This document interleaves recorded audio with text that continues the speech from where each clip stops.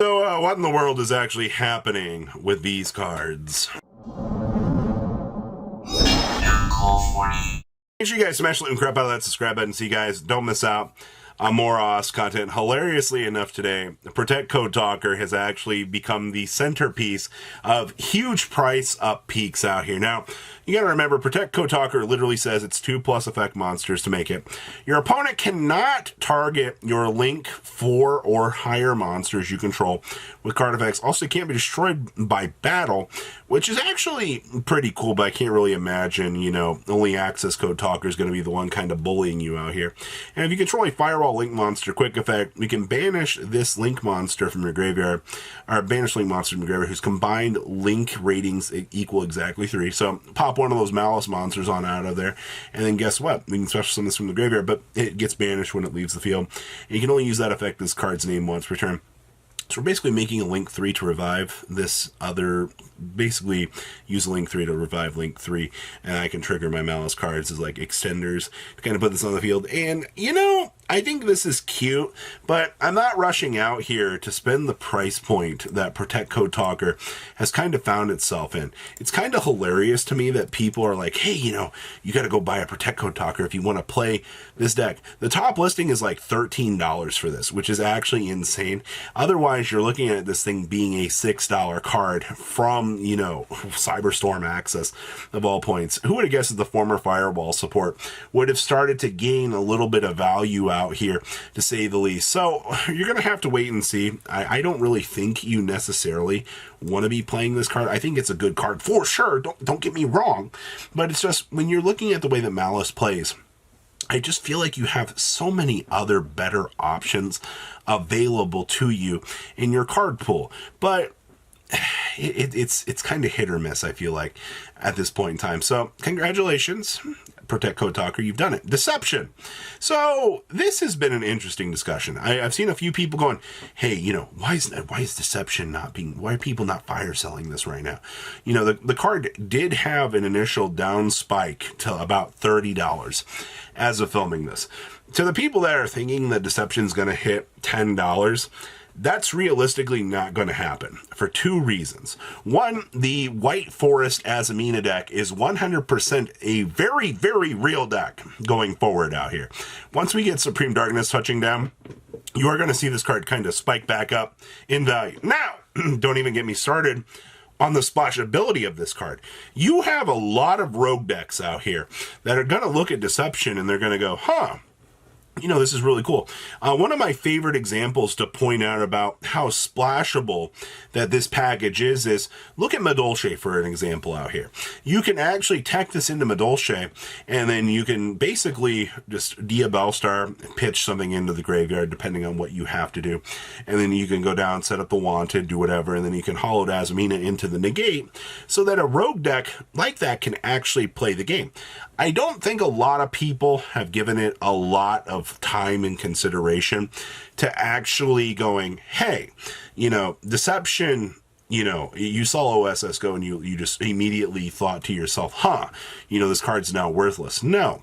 Rogue decks and other viable options, and especially in more lore developments out here, are going to kind of continue to prop this card on up out here. And you're going to kind of see this do its thing. $10 is literally not going to be the thing, but it will have a fall down for sure. You just need to be patient and see where the market wants to handle pushing this to actually be an achievable result for the average player. Varudras, the final turd of the end of times. Now, this one, as of filming this, Varudras has a whole 38 listings. Actually, Varudras was hitting about the $23, $24 mark over the course of the weekend out here. Now, you're probably like, wait a minute. Why in the world is Varudras spiking up as hard as it is? Because, you know, well, Robbie, you know, Fiendsmith, Yu-Bell just kind of got checked. So that means, you know, Yu-Bell lost some of the consistency to make this. Yes, it did. But it's very bold of you to assume that Yu-Bell is the only deck that's capable of actually making Varudras, because Ryu-Ge just touched down out here.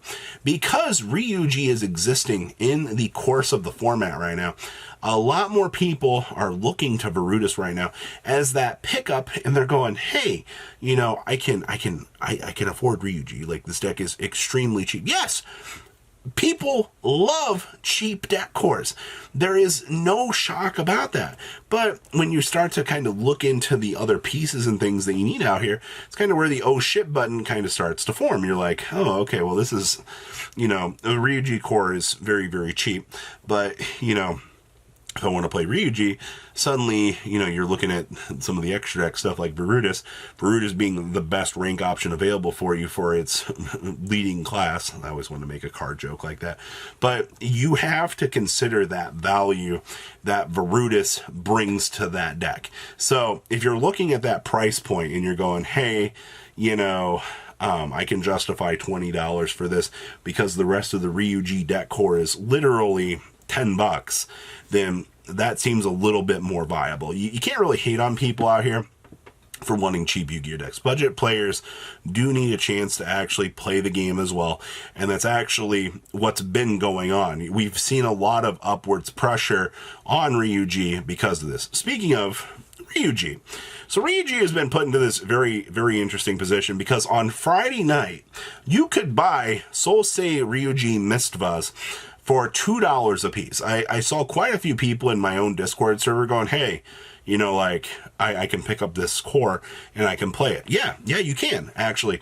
The whole core itself was not real money. Actually, if you were to bling this deck out right now, the quarter century Mistvas are literally $60 a piece. You know how, like, not insane that actually is to be thinking about? And then Kaivants are, like, what, like $13?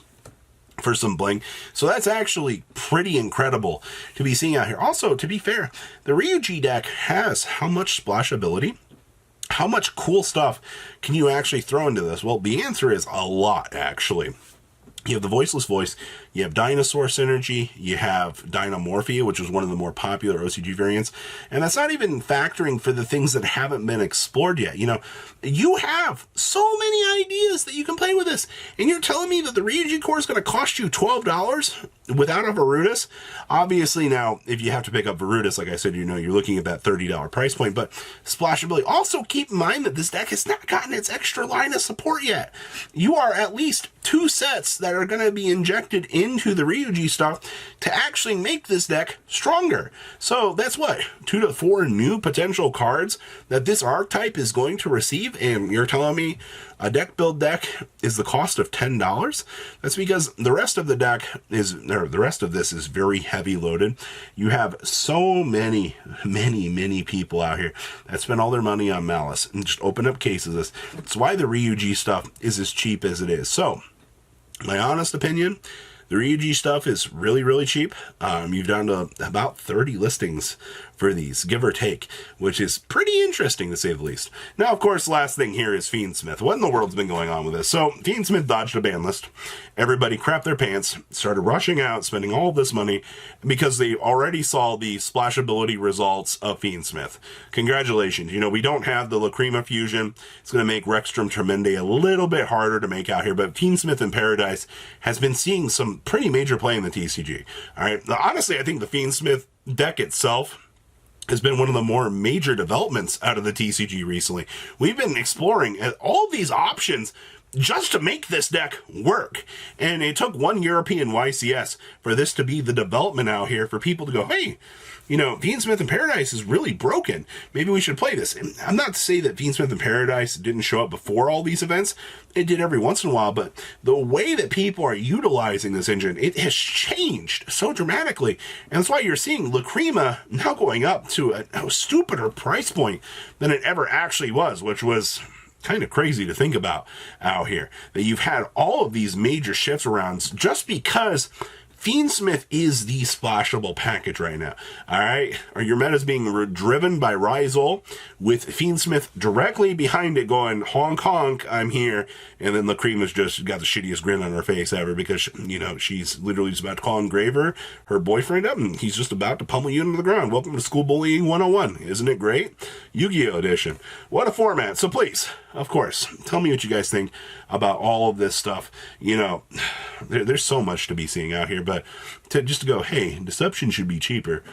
Maybe, but there's a reason why these cards are holding their price. Patrons, thank you.